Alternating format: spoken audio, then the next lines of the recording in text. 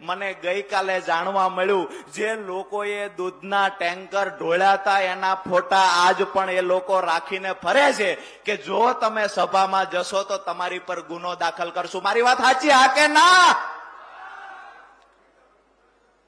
અમે કહીએ છીએ કે બહુ ગુના દાખલ કરવાના શોખ ભાજપના નેતાઓને છે. આજે પશુપાલકોના અવાજ દબાવવાનો પ્રયત્ન જે ભારતીય જનતા પાર્ટીના નેતાઓએ સાબર ડેરીના સંચાલકોની સાથે મળીને કર્યા, એ લોકોને કહેવા આવ્યા છીએ કે પશુપાલકોનો અવાજ બનીને પરિણામ સુધી લડવાની તૈયારીથી અમે અહીંયા મોડાસાથી ગર્જના કરીએ છીએ. આવનાર સમયમાં આ લડાઈ સૌરાષ્ટ્રમાં પણ જશે, દક્ષિણ ગુજરાતમાં પણ જશે. એક એક પશુપાલકને એના નફાનો હિસાબ આપવો પડશે. અને જે તમને કેસ કરવાનો ફાંકો લઈને ફરો છો, અમે કેસ કરશું, અમે પોલીસને લાવશું.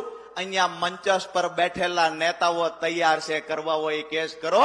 અમારી લડાઈ આજથી અમારી લડાઈના શ્રી ગણેશ થાય છે અને પરિણામ સુધી અમારી લડાઈ ચાલુ રહે છે.